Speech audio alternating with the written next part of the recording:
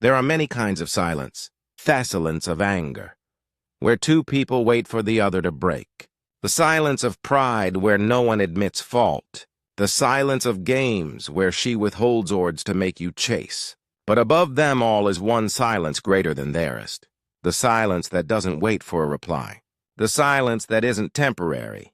The silence that ends everything without a word. The silence that says, "This is over. I'm done. I will not return." At first she won't believe it. She'll think you're playing. She'll assume you want a reaction that you'll break like you always did. She'll expect the silence to pass. But time exposes the truth. A day of silence can be ignored. A week can be brushed aside. But when weeks turn into months, and your name no longer lights up her phone, reality sets in. The truth is, you didn't just go silent. You went silent forever. Not to punish her, not as attrick, not as revenge, but to heal yourself, to end the cycle that drained you. That's what makes this silence different. It's not strategy, it's recovery. It's the silence of finality, the silence of dignity, the silence of freedom. Because temporary silence she can explain away. She can wait it out. But forever silence is a slammed door, a burned bridge, a declaration she feels in her bones. You are not coming back. This silence doesn't ache for closure. It is the closure. It doesn't punish her. It releases you. And when she realizes this silence is permanent, when she understands she lost you, not for no, but for good, that's when Thelison lands. But here's the paradox. You don't need her to realize it, because this silence was never for her. It was for you. Every story has a cycle, arguments, apologies, promises, disappointment. You know it well. You gave more than you received. You explained yourself to ears that never listened. You chased someone who only ran faster. At first you believed the cycle was unbreakable, that maybe the right words, the right loyalty, the right patience would change her. But cycles don't end when the other person changes. Cycles end when you change. When you decide your dignity matters more than being heard. When you decide your peace matters more than her attention. When you walk away, not to hurt her, but to free yourself. That is the silence of forever, not silence from anger, not silence from waiting.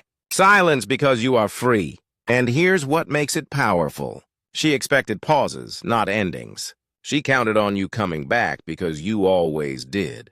But this time you didn't storm out in anger. You didn't make threats. You simply went quiet, permanently. True finality isn't born in fire. It's born in calm. It's the decision you make when emotions settle. When clarity arrives, when you finally see that the cost of staying is greater than the pain of leaving. That's real strength. Not the man who yells, not the man who storms out. The man who walks away and never looks back. Silence is not weakness. It is power. It's the power of ending a cycle with no return, the power of saying without words, "You no longer have access to me." She will wait for the text that never comes. She will expect the knock on the door that never arrives. And slowly she will realize your silence is not temporary, it is permanent. Marcus Aurelius said, "If it is not right, do not do it. If it is not true, do not say it." That is the essence of this choice. You no longer waste words on ears that don't listen. You no longer waste energy on what doesn't respect you. The silence frees you first. She feels it later. At first she'll dismiss it. He'll be back. He always comes back. But silence grows heavier with time. It lingers in her mornings when your name is missing. It follows her at night when she remembers so quickly you once replied. It echoes in her mind until she finally admits the truth. He's gone. And here's the irony. Though she feels the weight of loss, you feel the lightness of release. Because the silence of forever isn't punishment, it's medicine. Every day you hold the line, you rebuild yourself. Every urge resisted becomes discipline. Every moment you don't break is another break in the foundation of your new life. Pain becomes patience. Anger becomes focus. Emptiness becomes clarity. That is Stoic recovery. Not denying pain, but using it.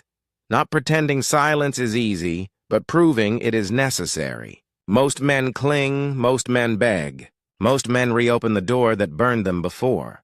But the Stoic man accepts finality.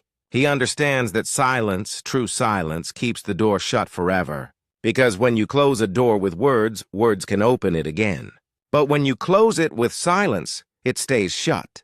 And that is why your silence has power. By choosing finality, you prove to yourself that your worth is not tied to her recognition.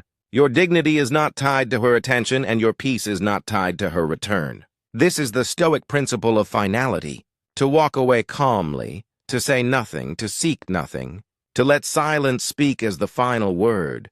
And when she realizes your silence is forever, when it finally dawns on her that there will be no return, that is, when the wake will crush her. But by then, you won't care because you'll already be walking your own path, building your own life, and rising into the man you were always meant to be. That is the essence of Stoic recovery. You don't wait for her to change. You don't wait for her to give you closure. You create your own closure. You create your own peace. You create your own strength. Marcus Aurelius wrote, "Withdraw into yourself." The rationale principle that rules has this nature that it is content with itself when it does what is just and secures tranquility. So withdraw not in bitterness but in strength. Not to punish her but to heal you. Not to prove anything, but to become everything. Let silence be the final word, because in that silence you are not losing, you are finally winning.